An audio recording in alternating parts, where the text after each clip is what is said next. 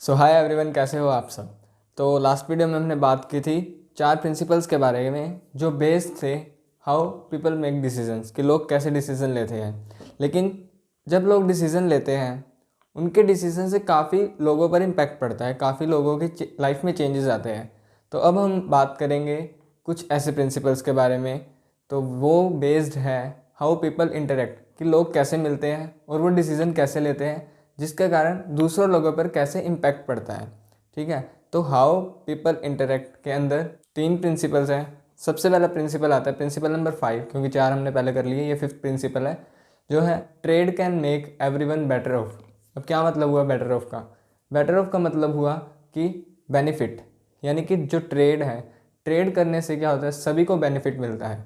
अब ऐसा नहीं है कि स्पोर्ट्स की तरह ये एक इकोनॉमी के अंदर ट्रेड कभी भी स्पोर्ट्स की तरह नहीं देखा जाता, क्योंकि स्पोर्ट्स के अंदर क्या होता है, एक टीम जीतती है एक टीम हारती है। लेकिन ट्रेड में क्या होता है, जो भी 2 पार्टी ट्रेड कर रही है आपस में या एक दूसरे से ट्रेड कर रही है, तो उसमें ऐसी कोई भी पार्टी नहीं होगी जो हारेगी, बल्कि दोनों को बेनिफिट होगा। तो इसीलिए लोग कहाँ मिलते हैं, मार्केट के अंदर मिलते हैं, जहाँ पर जाके वो ट्रेड करते हैं एक दूसरे में और दोनों को बेनिफिट्स मिलते हैं। अब आप एक छोटा सा एग्जांपल लेते हैं कि इकोनॉमी को छोड़कर हम एक हाउस होल्ड लेवल पर एग्जांपल लेते हैं कि कैसे बेटर ऑफ करते हैं। मान लो कि एक फैमिली है, उसके अंदर हर मेंबर जॉब्स के लिए कम्पीट कर रहा है। हर बंदा जाएगा कि मेरे को ज़्यादा बेटर जॉब मिले, तो वो एक दूसरे से कम्पीट कर रहे हैं। जब एक दूसरे से कम्पीट करेंगे तो दोनों चाहेंगे कि उन्हें बेस्ट टू बेस्ट जॉब मिले। तो इससे क्या होगा, दोनों को ही बेस्ट जॉब मिलेगी, क्योंकि दोनों अपनी अपनी फील्ड में एक्सपर्ट है और उसी फील्ड के अंदर दोनों एक्सपर्टाइज करके बेस्ट जॉब ले सकते हैं। तो इससे क्या हुआ, साथ वाले मेंबर को भी बेनिफिट हुआ और जो उसके साथ कम्पीट कर रहा था उससे भी बेनिफिट हुआ। तो दोनों में जो ट्रेड हो रहा है, दोनों में जो कंपटीशन चलता जा रहा है, उसके कारण दोनों को बेनिफिट हो रहा है। तो इसलिए कहा जाता है कि एक इकोनॉमी के अंदर भी ट्रेड इसलिए किया जाता है ताकि जो ट्रेडिंग पार्टीज़ हैं दोनों को बेनिफिट हो, चाहे वो बायर हो चाहे वो सेलर हो। लेकिन अगर दूसरी साइड अगर हम देखें, तो अगर एक फैमिली करे कि सारा कुछ हम ही करेंगे, प्रोड्यूस भी हम करेंगे, कंज्यूम भी हम करेंगे, सभी कुछ, फार्मिंग भी हम करेंगे और क्लोथिंग की प्रोडक्शन भी हम करेंगे, मतलब जो भी उनकी नेसेसिटीज है वो सारी खुद करेंगे, तो ऐसा बिल्कुल पॉसिबल नहीं होगा। इससे क्या होगा, उन्हें बेनिफिट्स ही नहीं मिल पाएंगे। क्यों? क्योंकि सारे इनपुट्स उन्हें ही लगाने पड़ रहे हैं और लास्ट में मिलेगा भी सारा कुछ उन्हें। तो सारा कुछ कंज्यूम भी नहीं कर पा रहे और इन्वेस्टमेंट भी ज़्यादा चाहिए। तो इस केस में किया जाता है ट्रेड ऑफ, ताकि जो बंदा जिस फील्ड में स्पेशलिस्ट है वो अपना काम करे, जो दूसरा बंदा है वो अपना काम करे, और दोनों को ज़रूरत है तो दोनों एक्सचेंज करो ताकि इनपुट्स भी कम लगे और स्पेशलाइजेशन ज़्यादा से ज़्यादा आए और दोनों का ट्रेड करने से बेनिफिट हो। इसलिए इसी के अंदर प्रिंसिपल आता है कि ट्रेड करने से दोनों पार्टीज़ को बेनिफिट मिलता है। अब जो नेक्स्ट प्रिंसिपल है हाउ टू इंटरेक्ट के अंदर, वो है markets are a good place to organise the economic activity. यानी कि अब ट्रेडर्स हैं, उन्हें कुछ तो जगह चाहिए कि जहाँ पर जाके वो ट्रेड कर सकें, तो इसलिए बनाई गई मार्केट। कि मार्केट ऐसी जगह है जहाँ पर प्रोड्यूसर कंज्यूमर एक दूसरे से इंटरेक्ट करेंगे और अपने जो भी डील्स है वो साइन करेंगे। ठीक है, अब पहले क्या होता था कि गवर्नमेंट के अंडर सब कुछ होता था, ऐसे कोई मार्केट नहीं बनी होती थी, ना प्रोड्यूसर वगैरह होते थे ना हाउस होल्ड, सब कुछ गवर्नमेंट ही डिसाइड करती थी कि हमने कितना प्रोड्यूस करना है और कितना डिस्ट्रीब्यूट करना है कंज्यूमर्स के अंदर, कितना डिस्ट्रीब्यूट करना है जितने भी लोग हैं एक कंट्री के अंदर। तो धीरे धीरे जैसे जैसे टाइम पास होता गया वैसे वैसे मार्केट इकोनॉमी आती गई और प्रोड्यूसर सेट होते गए, यानी कि मार्केट इकोनॉमी इस्टेब्लिश होती गई, जिसके कारण क्या हुआ, ज़्यादा से ज़्यादा प्रोड्यूसर आए एक इकोनॉमी के अंदर, एक मार्केट के अंदर, और जैसे जैसे प्रोड्यूसर आए वैसे वैसे कंज्यूमर आए, तो दोनों बढ़ते गए और इनका रोल भी बढ़ता गया और ट्रेड करना इन्होंने स्टार्ट कर दिया। अब क्या होता है कि हाउस होल्ड क्या चाहते हैं कि अपने अकॉर्डिंग प्रोड्यूसर्स को लैंड वगैरह देते हैं, लैंड लेबर कैपिटल एंटरप्रेन्योर, तो 4 ही फैक्टर्स ऑफ प्रोडक्शन है। तो हाउस होल्ड क्या करते हैं, लैंड लेबर कैपिटल एंटरप्रेन्योर अपनी तरीके से देते हैं कि हमें कितना देना है, हमें खुद के पास कितना रखना है। प्रोड्यूसर भी उसी अकॉर्डिंग अपने अकॉर्डिंग प्रोड्यूस करते हैं कि मार्केट में डिमांड कितनी है कंज्यूमर की, उसी के अकॉर्डिंग वो प्रोड्यूस करेंगे और वही प्रोडक्ट प्रोड्यूस करेंगे जिसकी डिमांड सबसे ज़्यादा है, यानी कि जो कॉस्टलियर है या जिससे उनको मैक्सिमम प्रॉफिट हो। ठीक है, तो इससे क्या हुआ, मार्केट फोर्सेज अपने आप ड्राइव करने लगी, जो मार्केट की डिमांड है और मार्केट की सप्लाई, जब दोनों एक साथ भिड़ते हैं एक पॉइंट पे आके इक्विलिब्रियम अचीव होता है, तो वही मार्केट प्राइस सेट हो जाता है।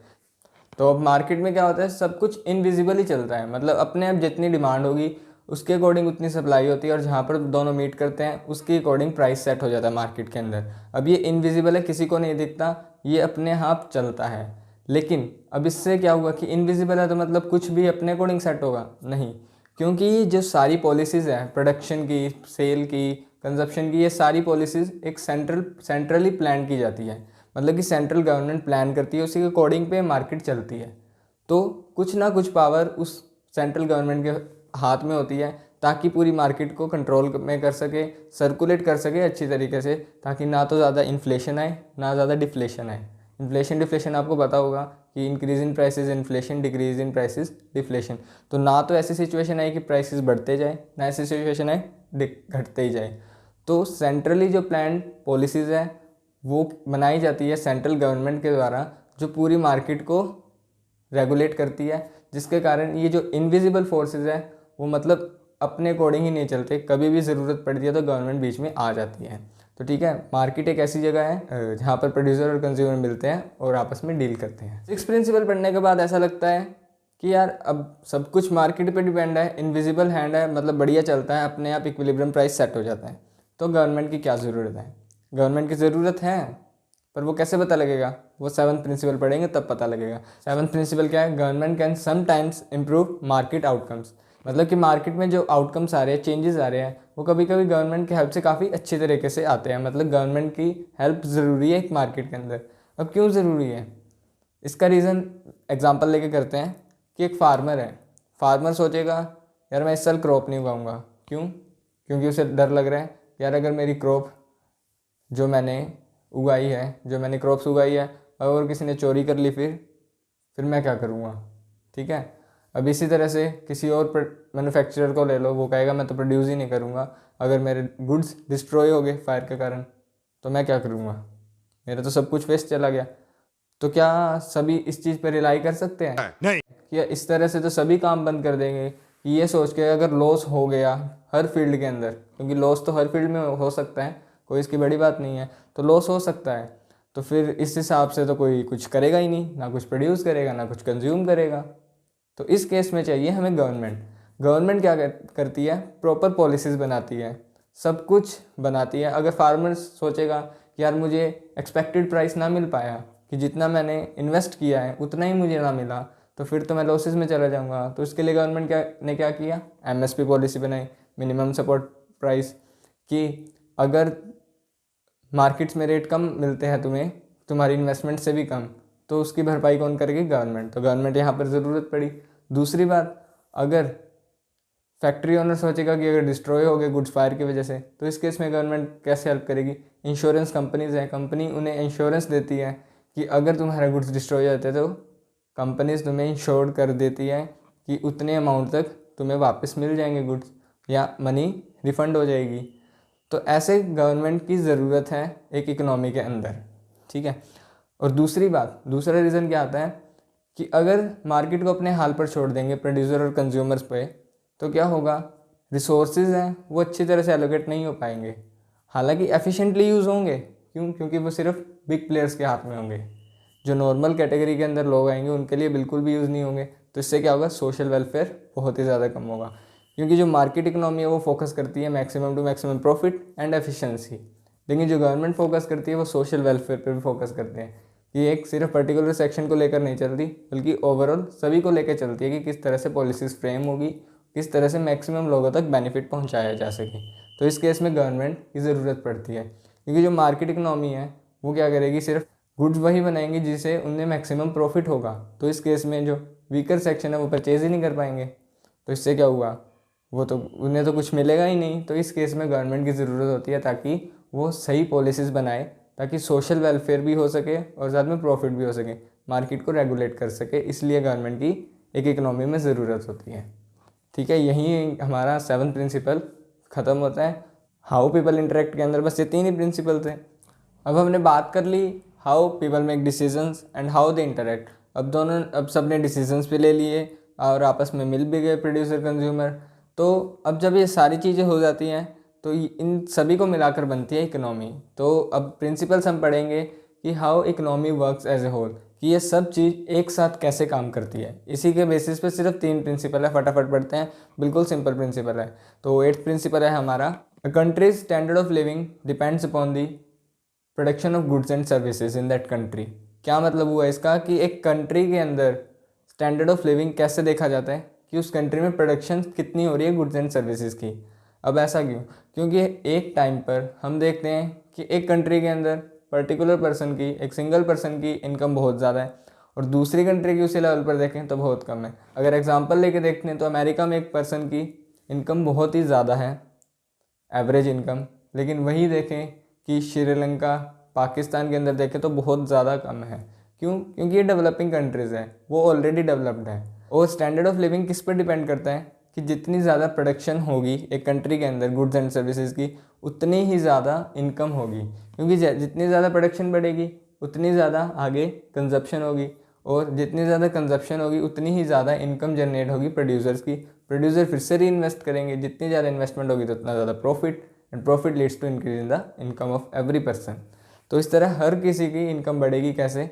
जब production of goods and services दोनों बढ़ते जाएंगे, इंक्रीजिंग ट्रेंड शो करेंगे।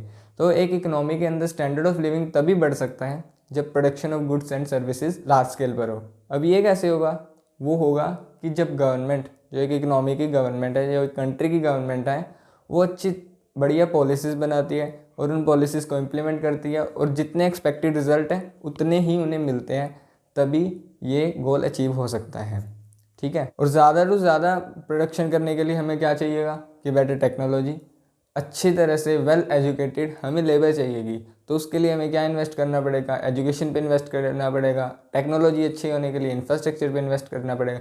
तो हमें हमारी इन्वेस्टमेंट बढ़ेगी, और इन्वेस्टमेंट बढ़ेगी तो प्रोडक्शन भी बढ़ेगी गुड्स एंड सर्विसेज की, गुड्स एंड सर्विसेज की प्रोडक्शन बढ़ेगी तो इनकम बढ़ेगी लोगों की, और at the end standard of living अपने आप बढ़ जाएगा।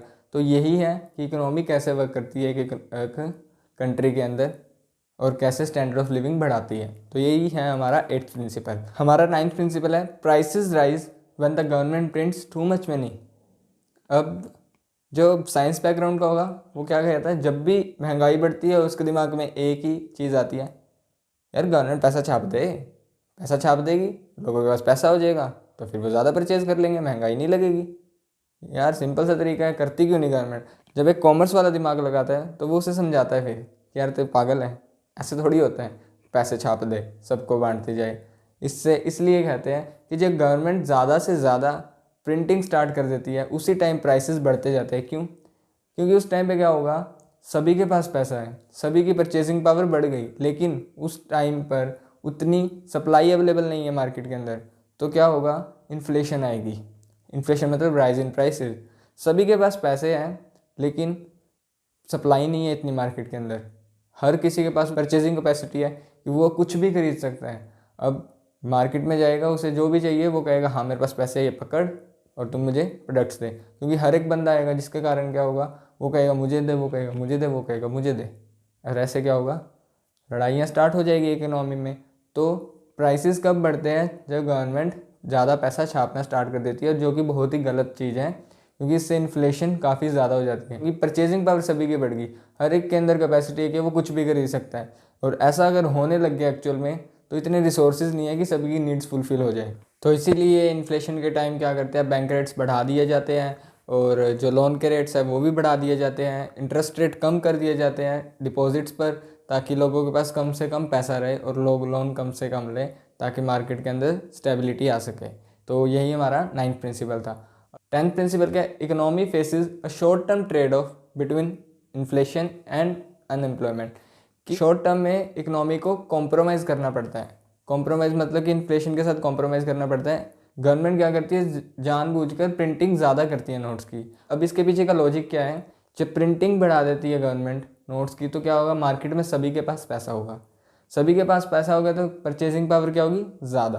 परचेजिंग पावर ज़्यादा यानी कि हर बंदा कुछ भी खरीद सकता है, यानी कि सप्लाई बढ़ानी पड़ेगी। कंज्यूमर के पास पैसा ज़्यादा है लेकिन प्रोड्यूसर के पास उतनी सप्लाई नहीं है, तो प्रोड्यूसर उस केस में क्या करता है, प्राइसेस इंक्रीज़ कर देता है गुड्स के, और साथ के साथ सप्लाई को भी बढ़ाना है उसे, क्योंकि कब तक प्राइसेस इंक्रीज़ कर करके बेचेगा, एट द एंड उसे डिमांड भी फुलफिल करनी है। तो इसलिए क्या करेगा, वो ज़्यादा से ज़्यादा लेबर हायर करेगा। लेबर हायर करेगा तो इससे क्या होगा कि अनएम्प्लॉयमेंट रेट घटेगा। क्यों? क्योंकि लेबर हायर करेगा तो वो ज़्यादा गुड्स प्रोड्यूस करेंगे, ज़्यादा गुड्स प्रोड्यूस करेंगे तो कंज्यूमर की डिमांड भी सेटिस्फाई होगी। तो इस केस में क्या हुआ, इन्फ्लेशन आने के कारण अनएम्प्लॉयमेंट का लेवल कम हो जाता है। तो इसलिए गवर्नमेंट कभी कभी करती है, और ये शॉर्ट टर्म के लिए तो काफ़ी सही है, लेकिन लॉन्ग टर्म में एप्लीकेबल बिल्कुल नहीं है, क्योंकि लॉन्ग टर्म में इन्फ्लेशन का सिनेरियो बहुत ही ड्रास्टिक हो सकता है। क्योंकि इकोनॉमी हमेशा तभी सही रहती है जब वो इक्विलिब्रियम में हो, ना तो उसमें इन्फ्लेशन अच्छी ना डिफ्लेशन अच्छी, इक्विलिब्रियम में ही सबसे बेस्ट टाइम होता है। तो यहीं पर हमारे 10 प्रिंसिपल ख़त्म होते हैं। फटाफट रिकॉल करने हैं तो कर लेते हैं। अब आपको एक स्लाइड दिखेगी, उसके ऊपर मैंने 10 के 10 प्रिंसिपल्स लिख दिए जिससे आपको रिकॉल हो जाएगी।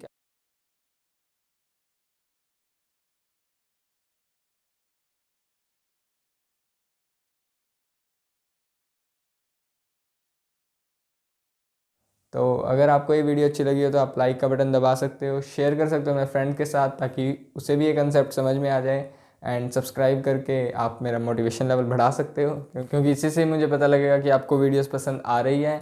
एंड तब तक के लिए स्टे होम, स्टे सेफ।